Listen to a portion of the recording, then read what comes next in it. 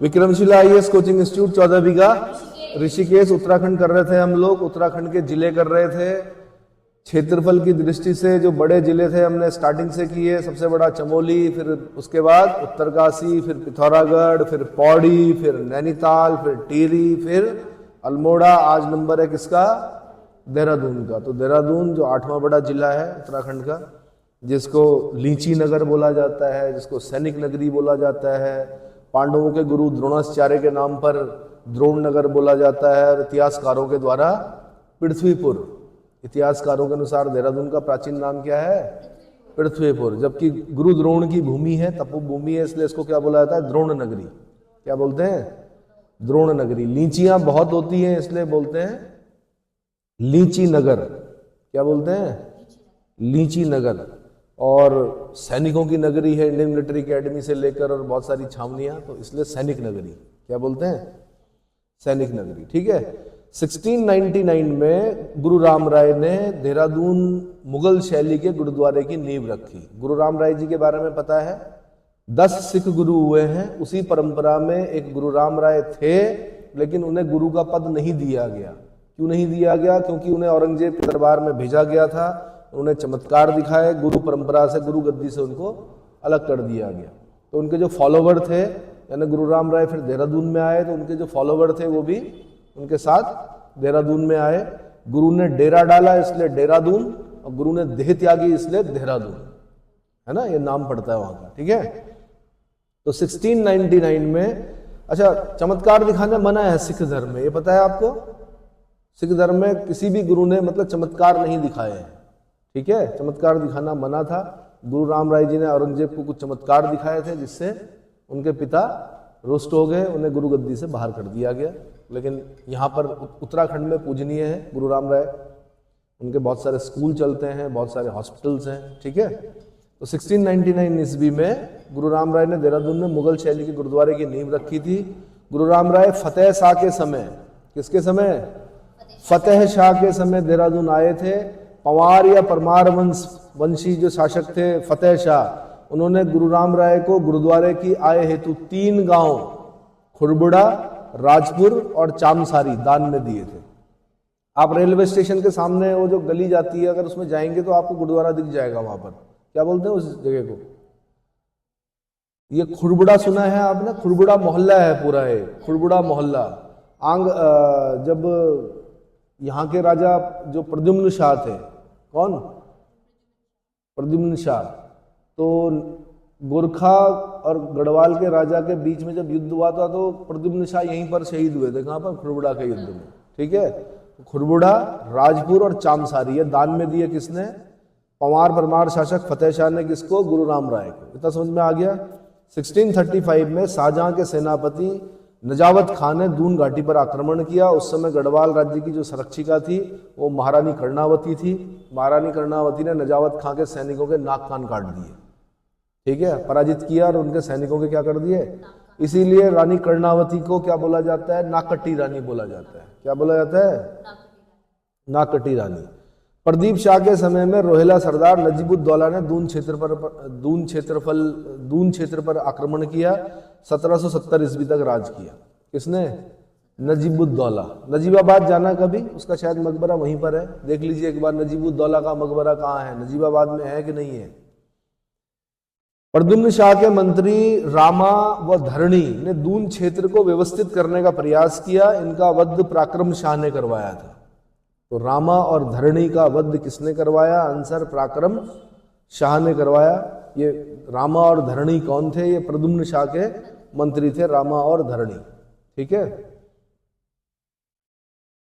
तो ये तो पता ही है आपको कि क्या प्रद्युम्न शाह जब शहीद हो गए तब सुदर्शन शाह गए थे किससे? अंग्रेजों से मदद मांगने। फिर अंग्रेजों ने साथ दिया, आंग्ल नेपाल युद्ध हुआ, नेपाल गुरखा को पराजित किया गया। ठीक है। फिर एक संधि होती है, लेकिन अंग्रेज जो थे वो बड़े चतुर थे। उन्होंने राजा से बाद में, पहले नहीं बोला, बाद में बोला भाई हमने तुम्हारे लिए युद्ध लड़ा तो हमें क्या करो, क्या करो, हट जाना दो। इसीलिए क्या राजधानी फिर श्रीनगर से कहाँ लाई गई? फिर जो एक क्षेत्र था राजा का वो देना पड़ा, जिसको ब्रिटिश गढ़वाल बोलते हैं, पौड़ी। पौड़ी वाला क्षेत्र देना पड़ा। श्रीनगर जो था पौड़ी में पड़ता था, है ना। तो फिर राजधानी कहाँ आई? त्रिहरी, ठीक है, टिहरी। और उधर से भी फायदा कमाया। वो समझ गए कि क्या बोलते हैं, जब आंग्ल नेपाल युद्ध हुआ तो उनकी समझ में आ गया कि भाई हमें तो वॉरियर चाहिए, और गोरखा से अच्छा वॉरियर उन्हें दिखा नहीं, क्योंकि सीमित संसाधनों से भी अंग्रेजों को टक्कर दी उन्होंने। तो उन्होंने वहां से गोरखा रेजिमेंट बनाई। तो नेपाल के जो राजा थे बम शाह, उनके साथ संधि हुई। उन्हें बोला गया कि जो गोरखा होंगे वो हमारी पलटन में क्या होंगे? भर्ती होंगे, है ना। अगर कोई ये व्यक्ति जो मानिक शाह हैं, उनका सुना होगा आपने कि अगर कोई ये बोलता है मुझे मौत से नहीं डर नहीं लगता, या तो वो झूठ बोल रहा है या फिर क्या है, वो गोरखा है। क्या है? ठीक है। अगला जो है 1785 ईस्वी में गुलाम कादिर ने देहरादून क्षेत्र में आक्रमण किया और उमेद सिंह को दून का गवर्नर बनाया। किसको? 1785 गुलाम कादिर देहरादून पर आक्रमण और उमेद सिंह को क्या किया गया? दून का गवर्नर बनाया गया। प्रद्युम्न शाह ने अपनी पुत्री का विवाह उमेद सिंह के साथ किया और उसे दून का स्थायी शासक नियुक्त कर दिया। तो दून का स्थायी शासक उमेद सिंह किसके द्वारा नियुक्त किया गया था? आंसर प्रद्युम्न शाह के द्वारा, क्योंकि प्रद्युम्न शाह का दामाद था ये। प्रद्युम्न शाह की पुत्री का विवाह हुआ था किसके साथ? उमेद सिंह के साथ। 14 मई 1804 ईस्वी में देहरादून में खुरबड़ा मैदान में गोरखों एवं प्रद्युम्न शाह के बीच युद्ध हुआ। प्रद्युम्न शाह गोरखा सेना के हाथों वीरगति को प्राप्त हुए। 1814 ईस्वी में अंग्रेजी सेना ने मोहंड और तिमली दर्रों से देहरादून में प्रवेश किया और नाला पानी में बलभद्र शाह थापा और जनरल जिलेप्सी के नेतृत्व में अंग्रेजी सेना के बीच युद्ध हुआ। ध्यान रखना, नाला पानी का युद्ध बड़ा फेमस है उत्तराखंड में। कौन सा जगह पड़ती है? देहरादून से आगे जाने पर आपको नाला पानी दिखेगा। तो नाला पानी का युद्ध किस किस के बीच हुआ? आंसर बलभद्र शाह थापा और जनरल जिलेप्सी। अच्छा, अंग्रेजों ने किस दर्रे से एंटर किया था? तो मोहंड और तिमली दर्रे से। किस दर्रे से? दो पासेस थे, मोहंड और तिमली दर्रे से, ठीक है।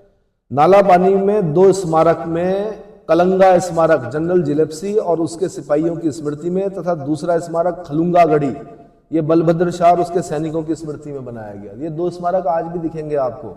अगर आपको इतिहास देखना है तो कलंगा स्मारक और दूसरा कौन सा? खलुंगा गढ़ी। तो जो खलंगा स्मारक है वो किसके लिए? जनरल जिलेप्सी और उसके सिपाहियों की स्मृति में। ये क्या हो गए थे? युद्ध में मारे गए थे। कौन? जनरल जिलेप्सी और उनके सिपाही। और दूसरा कौन सा? खलुंगा गढ़ी, बलभद्र शाह और उनके सैनिकों की स्मृति में। 1817 ईस्वी में देहरादून गठन के बाद सहारनपुर मंडल में और 1825 ईस्वी को कुमाऊं कमिश्नरी में शामिल कर दिया गया। आपसे क्वेश्चन पूछेगा कि सहारनपुर मंडल में कब इसको रखा गया था? तो 1817 में। किसको? देहरादून पहले सहारनपुर मंडल में पड़ा, फिर 1825 में जाते जाते वो कुमाऊं कमिश्नरी में शामिल कर दिया गया।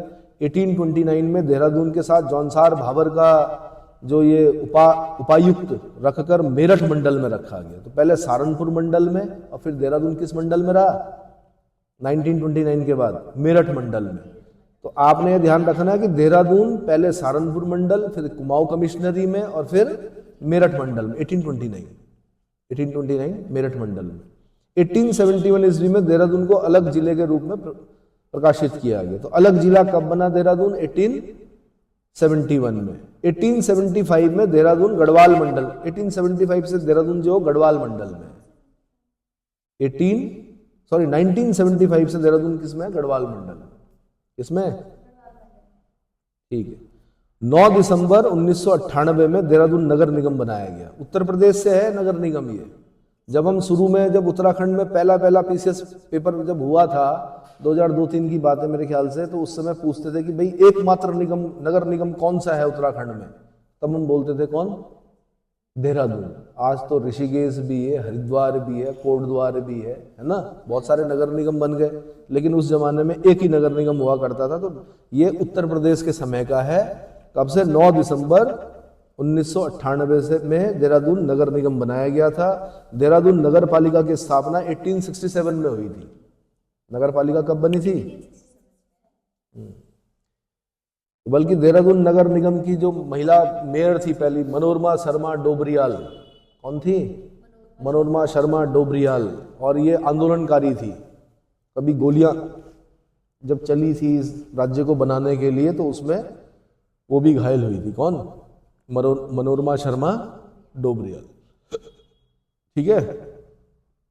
देहरादून नगर पालिका की स्थापना मैंने बता दिया आपको 1867 में हुई, लेकिन नगर निगम जो बना 1998 में बना। देहरादून को लीची नगर भी बोलते हैं, सैनिक नगरी भी बोलते हैं। ठीक है। इंडियन मिलिट्री अकेडमी देखी है?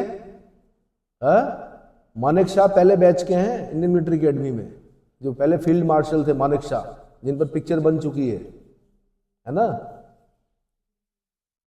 अगला, देहरादून जनपद की भौगोलिक स्थिति बता रहा हूं। देहरादून जो है शिवालिक एवं मध्य हिमालय के बीच दून घाटी में बसा है। किसके बीच में? शिवालिक और मध्य हिमालय, मिडिल हिमालय। शिवालिक जो मध्य हिमालय उसको हिमाचल रेंज भी कहते हैं। जो मसूरी है वो मध्य हिमालय हिमाचल रेंज में पड़ता है। किसमें पड़ता है? हिमाचल रेंज में पड़ता है। तो ये दून घाटी है, खुली काफी बड़ी घाटी है। देहरादून जिला दो मुख्य भागों में बटा है, जिसमें एक दून घाटी और दूसरा जो पहाड़ी पर बसा है वो जौनसार भावर का क्षेत्र है। अगर आप कालसी पार करेंगे ना, कालसी, त्यूणी, सैया, चक्राता, ये सब जौनसार भावर का क्षेत्र पड़ता है। ये पहाड़ी इलाका है। कैसा है ना। ट्राइब रहती है यहाँ पर, जौनसारी ट्राइब। कौन सी? जौनसारी ट्राइब। ठीक है। और देवता सुने होंगे आपने, महासु देवता, महाशिव को बोला जाता है महासु देवता। महासु देवता का मंदिर सुना है? जो जौनसारियों का सबसे बड़ा तीर्थ स्थल है वो कौन सा है? महासु देवता का मंदिर। ठीक है। देहरादून जिले की जो सीमाएं हैं वो दो राज्यों से मिलती हैं, एक हिमाचल प्रदेश और एक उत्तर प्रदेश। हिमाचल प्रदेश और उत्तर प्रदेश। ठीक है। देहरादून उत्तराखंड की अस्थायी राजधानी है। ये सुनते सुनते हमने 25 साल काट दिए कि अस्थायी राजधानी है, पर सब कुछ, सब भी धानी देहरादून, खानी पीनी देहरादून, सब कहाँ जा रहे हैं? देहरादून। सारा विकास जो है वो कहाँ, और जो जिस सोच के साथ उत्तराखंड राज्य बनाया गया था, एक पहाड़ी राज्य का निर्माण किया गया था, बोला गया था कि जो राजधानी होगी वो कहाँ होगी? कहाँ होगी? पहाड़ों में ही होगी। तो ठीक है, हमारी राजधानी है कहाँ? गैरसैंण, लेकिन नाम की है। ठीक है। तो अस्थायी करते करते 25 साल तो बीत गए, न जाने कब जाएगी राजधानी कहाँ? गैरसैंण। क्योंकि पहाड़ का विकास तभी होता है जब राजधानी पहाड़ में होती है।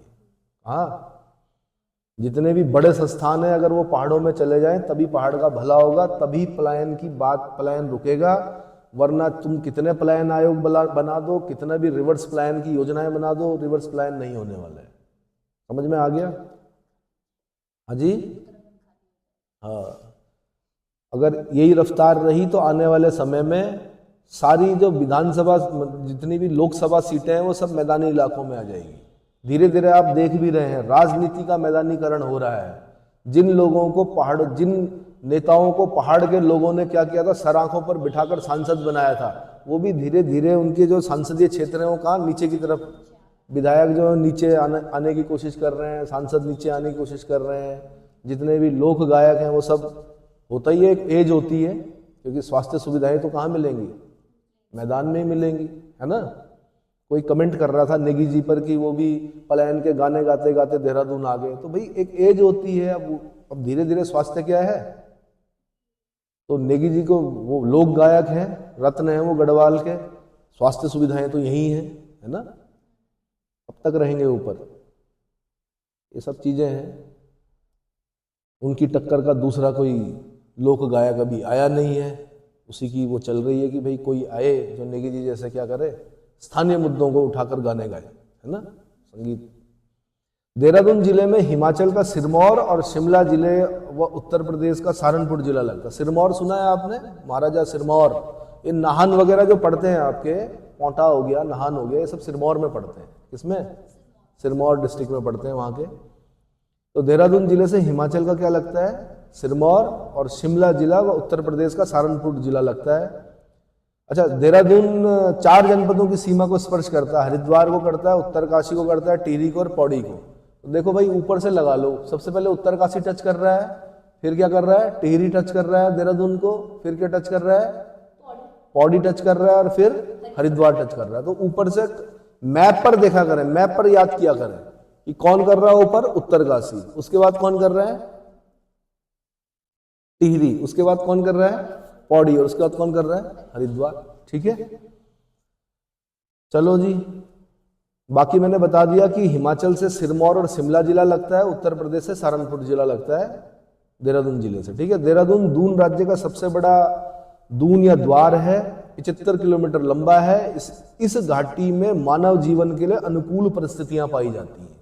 क्या पाई जाती हैं? अनुकूल परिस्थितियां पाई जाती हैं। इसीलिए सभी का सपना है कि हम सब कहां बस जाएं? देहरादून, है ना। अगर देहरादून में मकान है, जमीन है, तो रिश्ता पक्का है। क्या है? और अगर आपके बड़ी बड़ी हवेलियां भी हैं पहाड़ों पर, बहुत अच्छा कारोबार है, सब कुछ है, लेकिन फिर भी क्या है? ना है। क्यों? क्योंकि एक प्रश्न ये जरूर पूछा जा रहा है कि देहरादून में मकान है आपका, तो बड़ा संकट उत्पन्न हो गया है उत्तराखंड में। इसको लेकर बालकों के लिए संकट उत्पन्न हो गया है कि जॉब भी चाहिए और देहरादून में मकान भी चाहिए। चलो, दून घाटियों में भूस्खलन की घटनाएं अधिक होती हैं। प्रायः भूस्खलन लघु या मध्य हिमालय श्रेणी में होता है। देहरादून की जलवायु जो है वो समशीतोष्ण है। कैसी है? और मैं अगर बताऊं आपको, जिस राजपुर रोड पे आप घूमते हैं, कभी वहां बर्फ होती थी। आज भी अगर आप सर्वे ऑफ इंडिया वाला क्षेत्र में अगर जाड़ों में चले जाएं, तो वहां का टेम्परेचर घंटाघर के टेम्परेचर से क्या होता है? कम होता है अपेक्षाकृत, क्योंकि ऊंचाई पर है। कौन? और राजपुर रोड पर बर्फ, क्योंकि मैंने कटिंग देखी अखबार की, उसमें अंग्रेजों के समय राजपुर रोड पर बर्फ पड़ते हुए, और एक घोड़ा गाड़ी में अंग्रेजों को कोई एक फोटो था, वो देखा है मैंने कि राजपुर रोड पे भी क्या था। वर्षा होती है राजपुर रोड पे अच्छी, वैसे सबसे ज्यादा वर्षा नरेंद्रनगर बोली जाती है, पर राजपुर रोड पे भी अच्छी रिकॉर्ड की गई है। ठीक है, अगला है आसन बैरेज। पूर्वी यमुना नहर और आसन नदी के संगम पर रामपुर मंडी ढालीपुर के पास आसन बैरेज जून 1967 ईस्वी में बनाया गया, जिसे शक्ति नामक नहर निकाली गई है। कभी अगर आप विकासनगर जाएंगे, गए हो डाकपत्थर? हाँ, तो विकासनगर, डाकपत्थर, अगर इन जगहों पर जाएंगे तो आपको एक नहर दिखेगी। वो नहर का नाम क्या है? शक्ति नहर। क्या नाम है? शक्ति नहर। तो किस बैरेज से निकाली गई? आसन बैरेज से निकाली गई। आसन बैरेज कहां पर है? रामपुर मंडी ढालीपुर के पास है।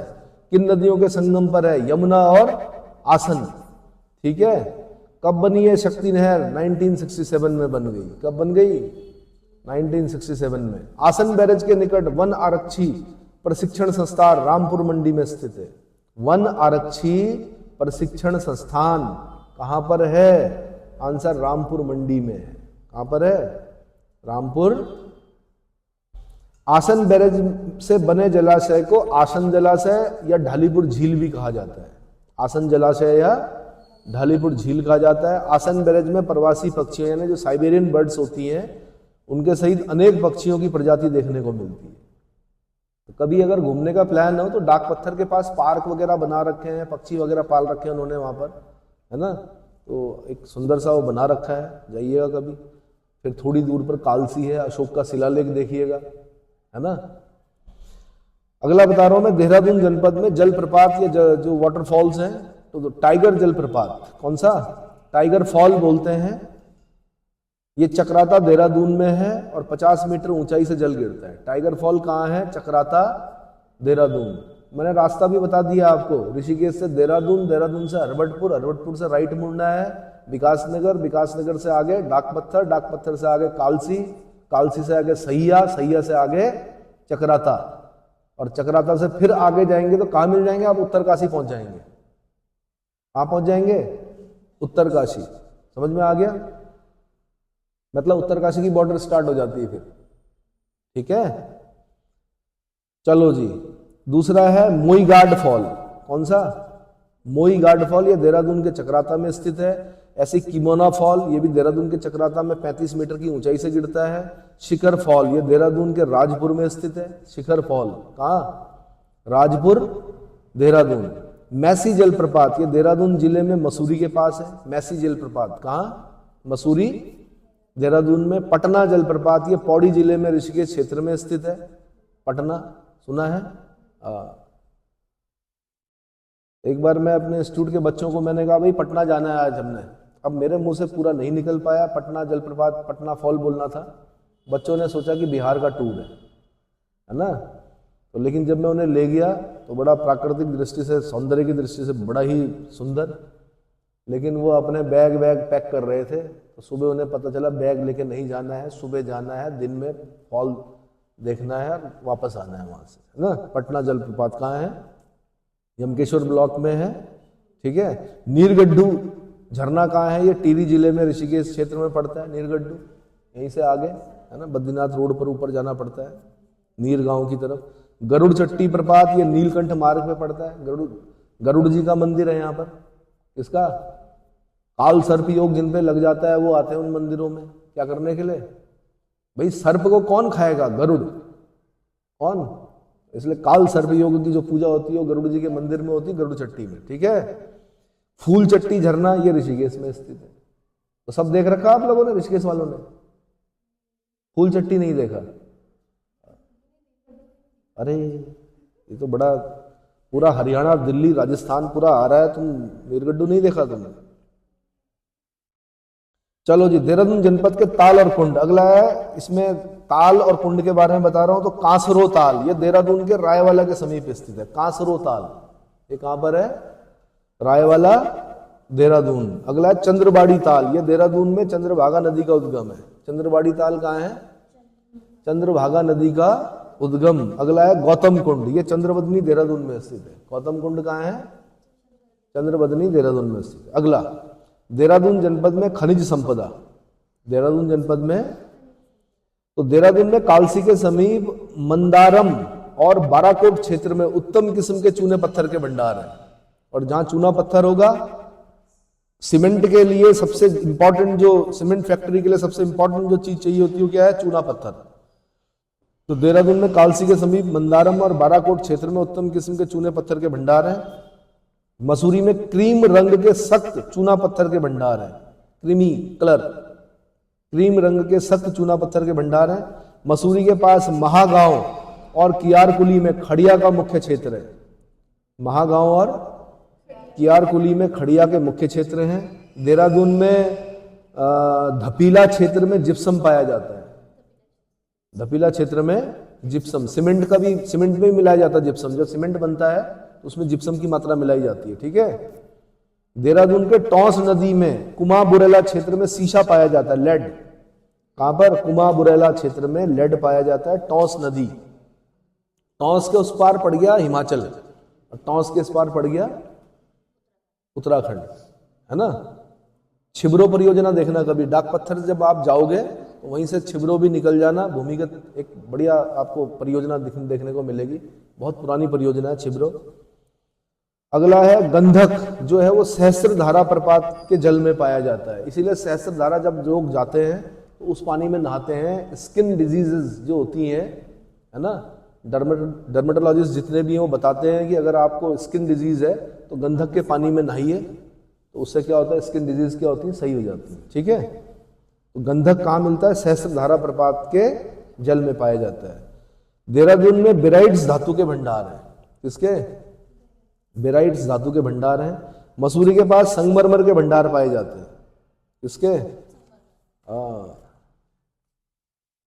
एक बार तो मसूरी की जड़ को खोद रहे थे खनन माफिया जितने भी थे, तब अवधेश कौशल ने लोहा लिया। क्वेश्चन बना एक बार, खनन माफियाओं से लोहा लेने वाला व्यक्ति कौन था? आंसर अवधेश कौशल।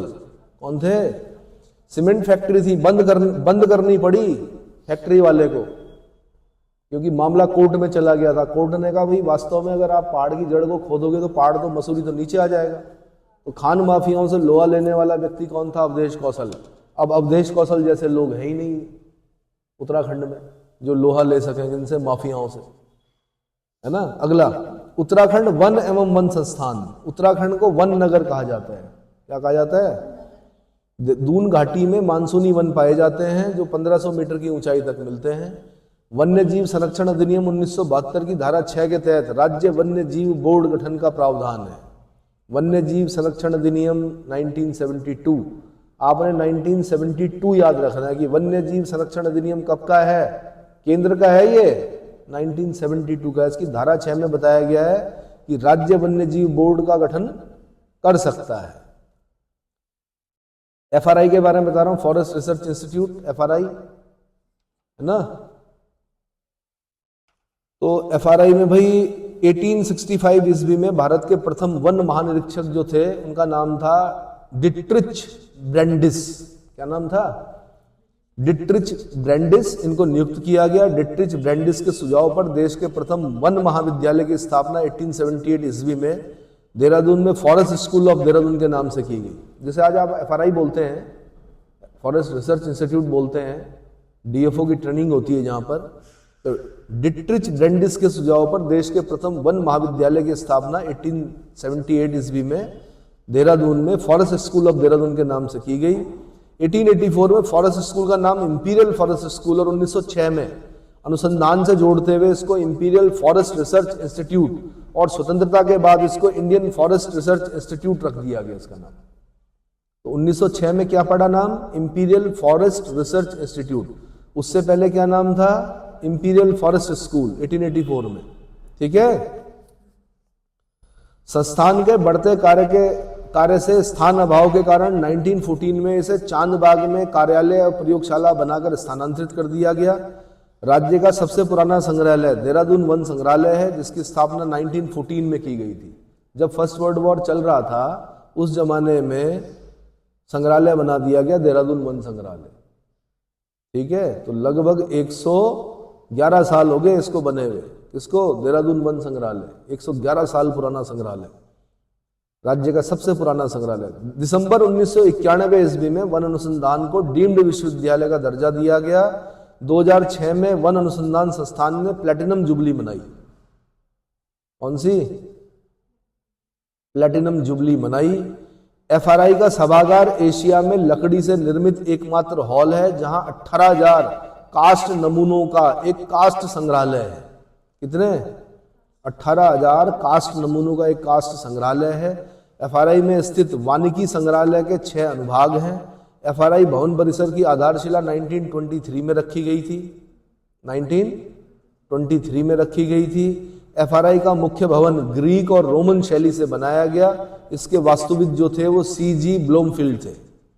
तो FRI के मुख्य भवन के वास्तुकार कौन थे? वास्तुविद कौन थे? CG Bloomfield.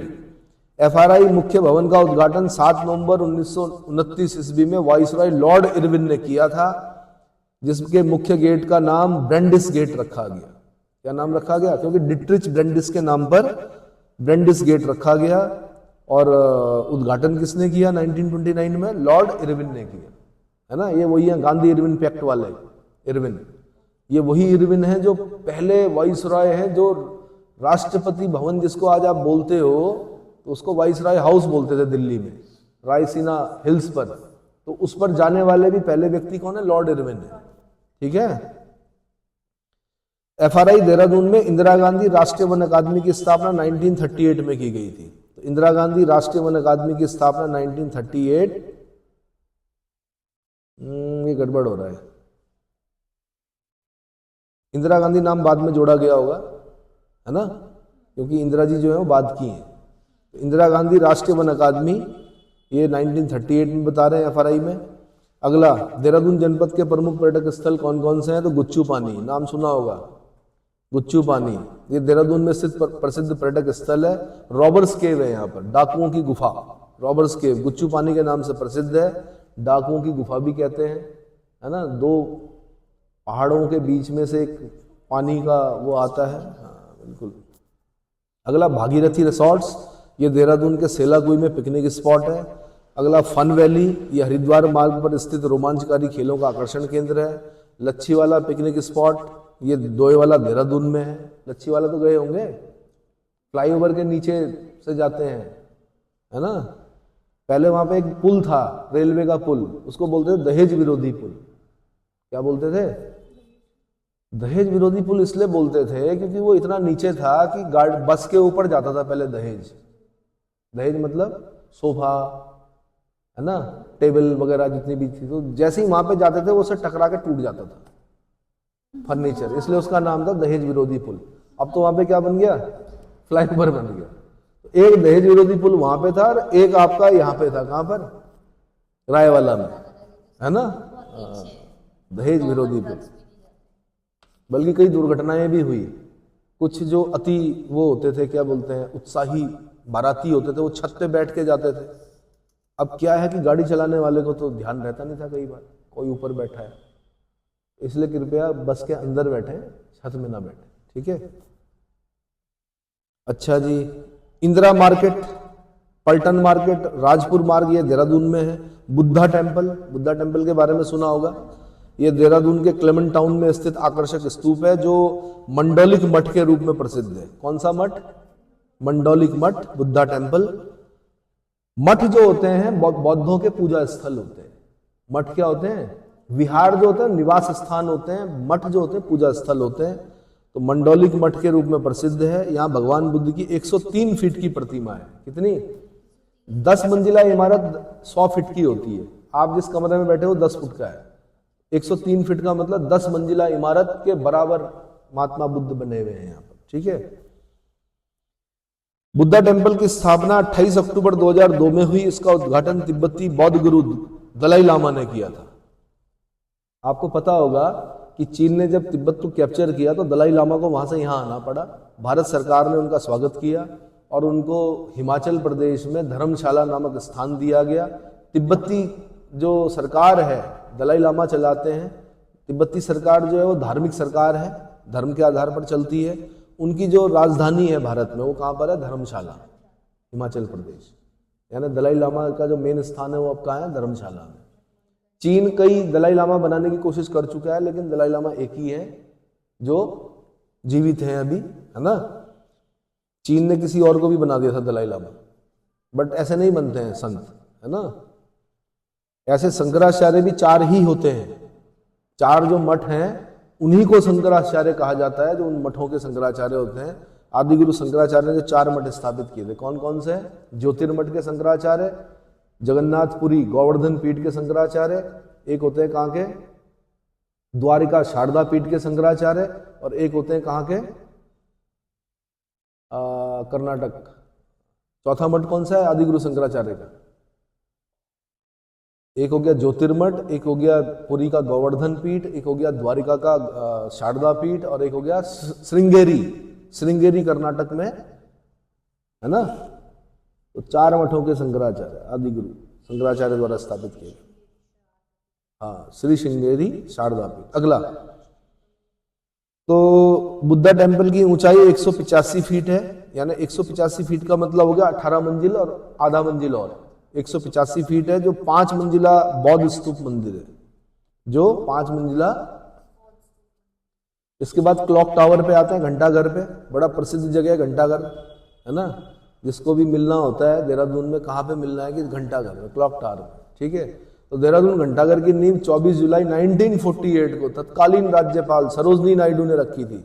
भारत कोकिला, nightingale of India Sarojini Naidu, UNO में जिन्होंने भाषण दिया, है ना, राज्यपाल, पहली राज्यपाल उत्तर प्रदेश की, उन्होंने 24 जुलाई 1948 को तत्कालीन मतलब घंटाघर की स्थापना की, नींव रखी। देहरादून घंटाघर का उद्घाटन अक्टूबर 1953 ईस्वी में लाल बहादुर शास्त्री जी ने किया।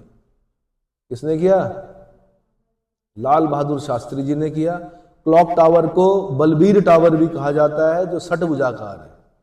6 भुजाएं हैं उसकी, 6 भुजाकार, बलबीर टावर भी कहा जाता है क्लॉक टावर को। ये पता था? नहीं पता था।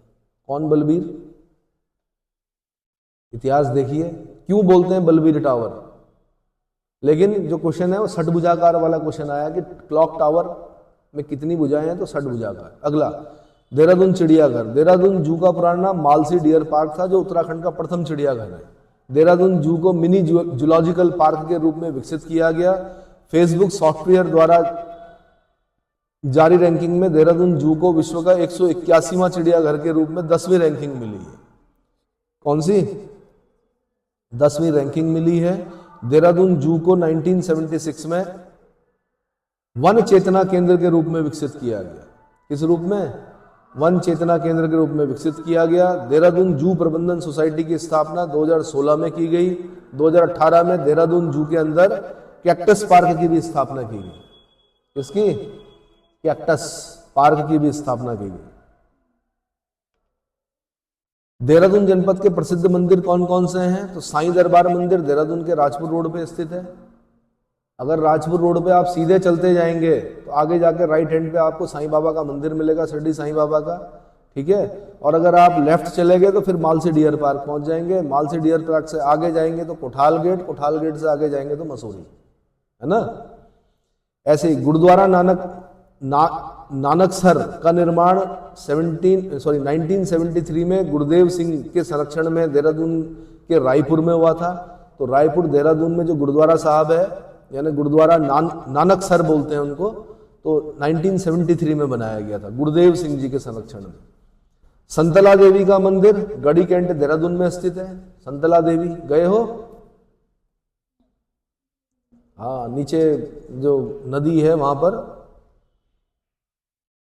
क्या प्रसाद मिलता है, कचमोली मिलती है, क्या मिलती है, बकरों की बलि दी जाती है शायद, अब बंद कर दी गई शायद।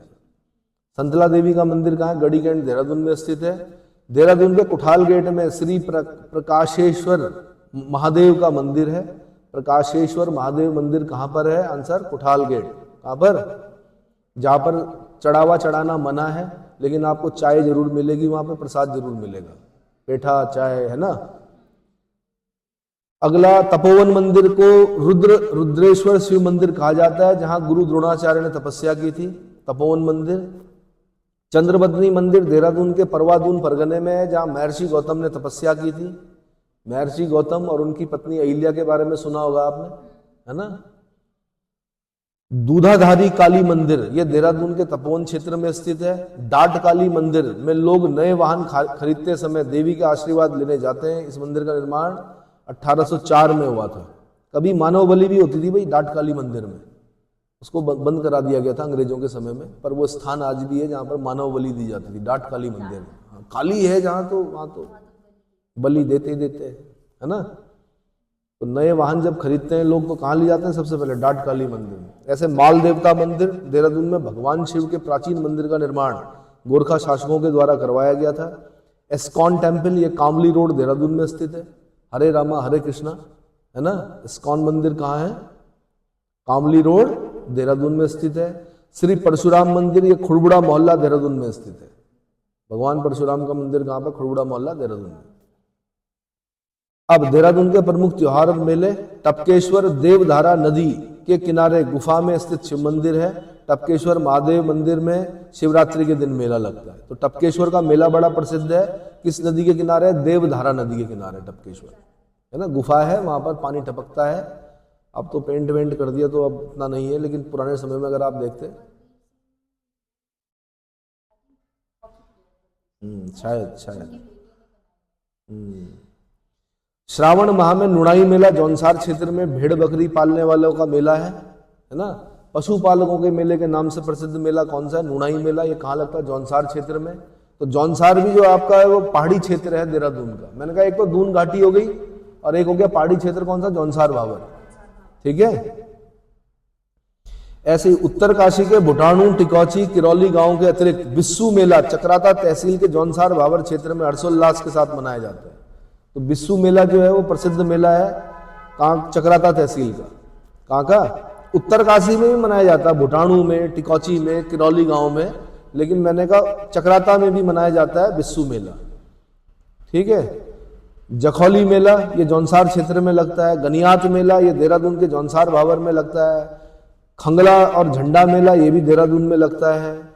शहीद वीर केसरी चंद मेला ये 3 मई को चौलीथात देहरादून में लगता है। कब लगता है? 3 मई। डेट भी पूछी गई है, जगह भी पूछी गई है। 3 मई को चौलीथात में बलिदान दिवस हुआ था इनका वीर केसरी चंद, तो इनके नाम पर मेला लगता है 3 मई को चौलीथात देहरादून में।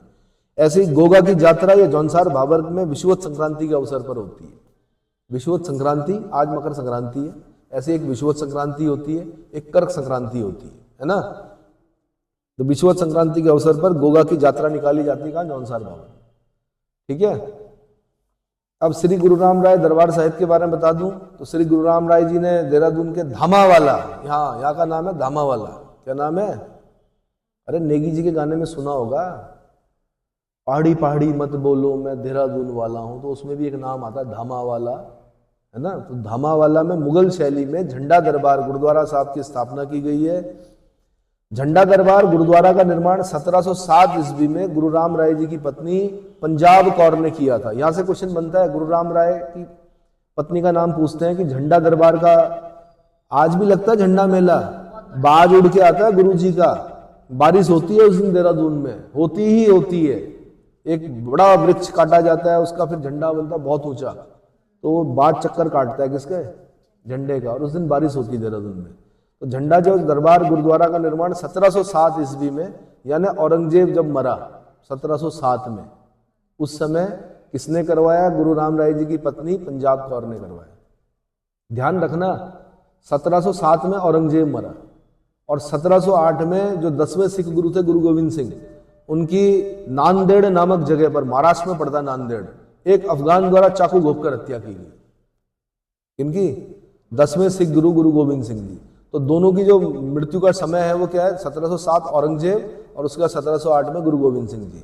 लेकिन गुरु गोविंद सिंह जी क्या करके चले गए, उन्होंने कहा अब कोई मनुष्य नहीं बैठेगा गद्दी पर, अब जो आदि ग्रंथ साहब है वो अगले गुरु है।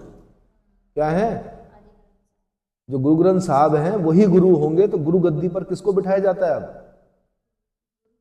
आप जब गुरुद्वारे में जाएंगे तो गुरु ग्रंथ साहब ही बैठते हैं, मतलब रखा जाता है उनको, समझ में आया।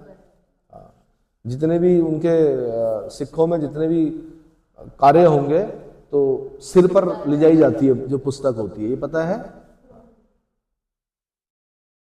अगला है देहरादून में सरकारी संस्थान व विभाग। देहरादून में सरकारी संस्थान व विभाग, तो उत्तराखंड भाषा संस्थान की स्थापना 24 फरवरी 2010 में देहरादून में हुई थी।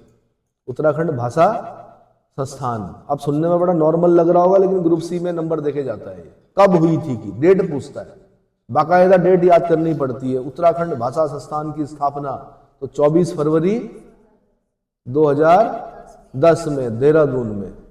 वैलेंटाइन डे नहीं पूछेगा 14 फरवरी, हाँ 10 दिन बाद वाली डेट पूछेगा। 24 फरवरी 2010 में क्या हुआ, उत्तराखंड भाषा संस्थान।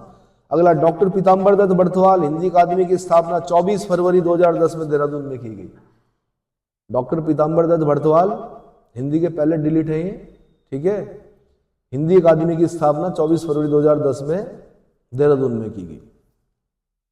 उत्तराखंड के प्रथम साइबर थाने की स्थापना 2015 में देहरादून में की गई। विज्ञान धाम या साइंस सिटी झांझरा देहरादून में स्थित है। कहां पर है, झांझरा देहरादून में। विज्ञान धाम या साइंस सिटी कहां पर है, आंसर झांझरा देहरादून में है। मानसिक रोग संस्थान ये कहां पर है, सेलाकोई में है। मानसिक रोग संस्थान सेलाकोई देहरादून में है। सेलाकोई बासमती के लिए भी प्रसिद्ध है अपनी, सेलाकोई की बासमती चावल जो होता है। अगला महात्मा गांधी शताब्दी नेत्र विज्ञान केंद्र, ये भी देहरादून में स्थित है। महात्मा गांधी शताब्दी नेत्र विज्ञान केंद्र देहरादून में स्थित है। राज्य औद्योगिक विकास निगम लिमिटेड सिडकुल 2002 से देहरादून में है। राज्य औद्योगिक विकास निगम लिमिटेड सिडकुल, ये कहां पर है, देहरादून में, 2002 से है। पंजाब अकादमी की स्थापना 2014-15 में देहरादून में की गई। भारतीय वनस्पति सर्वेक्षण विभाग, ये भी देहरादून में है। बॉटनिकल, वनस्पति मतलब बॉटनी से संबंधित भारतीय वनस्पति सर्वेक्षण विभाग, ये देहरादून में। भारतीय पुरातात्विक सर्वेक्षण विभाग देहरादून में 2003 से है। Indian Institute of petroleum IIP जिसको बोलते हैं, मॉल ऑफ देहरादून से लग गया आईआईपी। लेफ्ट साइड में आप देखेंगे तो जो दीवार है वो आईआईपी की, इंडियन इंस्टीट्यूट ऑफ पेट्रोलियम की। मॉल ऑफ देहरादून तो सुना होगा, गए होंगे। इंडियन इंस्टीट्यूट ऑफ पेट्रोलियम का है, देहरादून में है। राष्ट्रीय दृष्टिबाधित संस्थान की स्थापना 1943 ईस्वी में देहरादून में हुई थी। दृष्टिबाधित मतलब नेत्र जिनके नहीं, मतलब ज्योति नहीं होती है, उनके लिए एक बड़ा स्कूल है। इस पर एक अमिताभ बच्चन की पिक्चर भी है मेरे ख्याल से, ब्लैक शायद, है ना। तो राष्ट्रीय दृष्टिबाधित संस्थान की स्थापना 1943 में देहरादून में की गई। तो नेत्रहीन जो लोग हैं उनके लिए बड़ा, बहुत बड़ा इंस्टीट्यूशन है। कौन सा, राष्ट्रीय दृष्टिबाधित संस्थान। जरा इसको इंग्लिश में देखिए क्या बोलते हैं, NIVH है क्या इसका नाम, कुछ ऐसे करके है, national institute for visually handicapped, हाँ NIVH, क्या नाम है, विजुअली हैंडीकैप्ड ना, हाँ NIVH शॉर्ट में लिखा होता है कई बार। NIVH कहाँ है, तब आपने बोलना देहरादून में। NIVH की स्थापना कभी 1943 में। ऐसे ही भारतीय खान ब्यूरो की एक शाखा कहाँ है? देहरादून में। भारतीय सुदूर संवेदन संस्थान या Indian Institute of Remote Sensing IIRS, ये कहाँ पर है? हाथीबड़गला देहरादून में। इसकी स्थापना 1966 में की गई। हाथीबड़गला भारतीय सुदूर संवेदन संस्थान। जैसे आपका space application centre Dehradun Ahmedabad में है ना, स्पेस एप्लीकेशन सेंटर, ये क्वेश्चन आता है बार बार। अंतरिक्ष उपयोग केंद्र कहां पर है? अहमदाबाद में। वैसे भारतीय सुदूर संवेदन संस्थान या Indian Institute of Remote Sensing IIRS Hathibarkala Dehradun, स्थापना 1966। Wildlife institute of India या भारतीय वन्य जीव संस्थान चंद्रवदनी देहरादून में है। इसकी स्थापना 1882 में हुई। ऐसे ही आपदा न्यूनीकरण और प्रबंध केंद्र देहरादून में स्थित है। आपदा मतलब डिजास्टर है ना, तो ये ध्यान रखना कि आपदा प्रबंधन मंत्रालय बनाने वाला देश का पहला राज्य जो है उत्तराखंड है। कौन सा है? तो आपदा न्यूनीकरण और प्रबंध केंद्र देहरादून में स्थित है। आपदा प्रबंधन पढ़ेंगे अभी आप कि आपदा प्रबंधन क्या होता है। तो आपदा प्रबंधन में 3 चीजें ध्यान रखनी पड़ती हैं: आपदा से पहले, आपदा के समय और आपदा के बाद। पहले क्या करना है? पहले उन निर्माण कार्यों को रोकना है जो नदी मार्गों को बाधित कर रही होंगी या सिस्मिक जो जोन में है, बड़े निर्माण कार्यों को रोकना है। लेकिन दिख नहीं रहा है रुकते हुए। कई बहुमंजिली इमारतें बन रही हैं और उनमें कमाल की बात है कि कुछ जो बहुमंजिली इमारतें हैं उन्हें बनाने वाले प्रतिनिधि हैं हमारे। समझ में आया? तो सबसे पहले उन्हें रोकना है। फिर जब आपदा आ जाती तो उस समय स्थानीय लोगों के साथ मिलकर, और क्या बोलते हैं आपका SDRF, NDRF, उनके साथ मिलकर क्या करना है? राहत और बचाव कार्य करना है। और आपदा के बाद क्या करना है? उनके पुनर्वास की व्यवस्था करनी। ठीक है। इंदिरा गांधी राष्ट्रीय वन अकादमी 1938 में देहरादून में स्थापित की गई है। इंदिरा गांधी राष्ट्रीय वन अकादमी 1938 में देहरादून में स्थापित की गई है। अगला उत्तराखंड पशुधन विकास बोर्ड, ये देहरादून में है। उत्तराखंड पशुधन विकास बोर्ड कहाँ है? देहरादून में है। अगला भातखंडे हिंदुस्तानी संगीत महाविद्यालय की स्थापना देहरादून में हुई है। इसके अंतर्गत देहरादून, अल्मोड़ा और पौड़ी में 3 परिसर स्थापित किए गए हैं। तो भातखंडे हिंदुस्तानी संगीत महाविद्यालय के 3 परिसर कहाँ कहाँ हैं? तो मेन तो देहरादून में है, दूसरे 2 और हैं अल्मोड़ा और पौड़ी में। पर्वतीय विकास योजना के अंतर्गत 1980 ईस्वी में देहरादून में क्षेत्रीय अभिलेखागार की स्थापना की गई है। ये पीसीएस में शायद क्वेश्चन बना कभी कि क्षेत्रीय अभिलेखागार कहाँ है। बच्चों की समझ में नहीं आया क्या होता है क्षेत्रीय अभिलेखागार। तो पर्वतीय विकास योजनाओं से संबंधित अभिलेखागार, क्षेत्रीय अभिलेखागार, इसकी स्थापना कब और कहां पर की गई? तो 1980 में की गई। और कहां पर की गई? देहरादून में की गई। कहां पर की गई? देहरादून में की गई। और देखिए तो हेमवती नंदन बहुगुणा जी का समय कौन सा है? यही समय है। हेमवती नंदन बहुगुणा जी का समय देखिए। अगला 15 अक्टूबर 2003 को क्षेत्रीय अभिलेखागार देहरादून को राज्य अभिलेखागार उत्तराखंड का दर्जा प्रदान किया गया है। कब किया गया राज्य अभिलेखागार उत्तराखंड का दर्जा? आंसर 15 अक्टूबर 2003 को। 15 अक्टूबर 2003 को। भारतीय पुरातत्व सर्वेक्षण विभाग संस्थान, भारतीय पुरातत्व सर्वेक्षण संस्थान, ये कहाँ है? देहरादून में है। मसूरी देहरादून विकास प्राधिकरण, MDDA जिसको बोलते हैं, यानी मसूरी देहरादून डेवलपमेंट अथॉरिटी जो है, अच्छा 1884 में स्थापना की गई। MDDA की स्थापना कब की गई? 1984। उत्तराखंड पर्यटन विकास बोर्ड, ये गढ़ी कैंट देहरादून में है। उत्तराखंड पर्यटन विकास बोर्ड ये कहां पर है? गढ़ी कैंट देहरादून में। उत्तराखंड वन विभाग, ये राजपुर रोड देहरादून में स्थित है। उत्तराखंड वन विभाग राजपुर रोड देहरादून में। राज्य महिला आयोग सुद्धोवाला देहरादून में स्थित है, जिसकी स्थापना महिला आयोग अधिनियम 2005 के तहत हुई। महिला आयोग कॉन्स्टिट्यूशनल आयोग नहीं होता है, संवैधानिक नहीं है। यह किसके द्वारा बनाया जाता है? महिला आयोग। महिला आयोग अधिनियम 2005 के द्वारा बनाया जाता है। किसके द्वारा? भारतीय मानक ब्यूरो का एक कार्यालय कहाँ है? देहरादून में है। भारतीय मानक ब्यूरो का एक कार्यालय देहरादून में। राष्ट्रीय नमूना सर्वेक्षण संगठन, ये कहां पर है? अजबपुर कला देहरादून में। National sample survey organisation, NSSO बोलते हैं इसको। क्या बोलते हैं? National sample survey organisation Ajabpur Kala Dehradun. Uttarakhand राज्य जैव विविधता बोर्ड बायोडायवर्सिटी बोर्ड का गठन 2006 में बल्लीवाला देहरादून में किया गया। उत्तराखंड राज्य जैव विविधता बोर्ड का गठन कहां पर किया गया? बल्लीवाला देहरादून में। कब किया गया? 2006 में किया गया। अगला, राष्ट्रपति आशियाना देहरादून के राजपुर रोड में बना, जिसका पुराना नाम बॉडीगार्ड भवन था। आप ध्यान रखना, कभी राष्ट्रपति जी को देखेंगे आप तो उनके साथ उनकी जो बॉडीगार्ड्स होते हैं, कैवलरी देखी होगी आपने, दाढ़ी वाले होते हैं, भाला होता है हाथ में, घोड़े पर बैठते हैं, कभी ना कभी रिटायर तो होते ही है। रिटायरमेंट के बाद कहाँ रखा जाता है उनको? देहरादून। मतलब कहाँ उनके लिए फ्लैट बने हुए, मतलब घर बने हुए, है ना। तो राष्ट्रपति आशियाना कहाँ? देहरादून के राजपुर रोड में बना, जिसका पुराना नाम क्या? बॉडीगार्ड भवन। उत्तराखंड का सबसे पुराना वन संग्रहालय 1914 देहरादून में है। वन संग्रहालय। संस्कृति साहित्य एवं कला परिषद का गठन सन 2004 में देहरादून में किया गया। संस्कृति साहित्य और कला परिषद, संस्कृति साहित्य और कला परिषद का गठन 2004 देहरादून में किया गया। राज्य में नाट्य कला के विकास के लिए देहरादून एवं अल्मोड़ा में रंग मंडल की स्थापना की गई। Oil and natural gas corporation ONGC, वही बड़ा इंपॉर्टेंट, स्थापना कब? 1956। मुख्यालय कहाँ? देहरादून। मुख्यालय कहाँ? 1956 भी याद रखना है, देहरादून भी याद रखना है, ONGC की फुल फॉर्म भी याद रखनी है, oil and natural gas corporation. अगला, देहरादून के ONGC ने देश का पहला ऑयल म्यूजियम का उद्घाटन तत्कालीन राष्ट्रपति APJ कलाम ने 14 अगस्त 2005 को किया गया था। तो ऑयल म्यूजियम का उद्घाटन किसने किया? APJ कलाम। उत्तराखंड राज्य अवसंरचना विकास, अवसंरचना बोलते हैं इंफ्रास्ट्रक्चरल डेवलपमेंट निगम लिमिटेड, पटेल नगर देहरादून में। उत्तराखंड राज्य यानी उत्तराखंड स्टेट इंफ्रास्ट्रक्चरल डेवलपमेंट निगम को क्या बोलते हैं भाई? निगम लिमिटेड, पटेल नगर देहरादून में स्थित है। अगला, केंद्रीय मृदा जल संरक्षण एवं प्रशिक्षण संस्थान, ये भी कहां पर है? देहरादून में।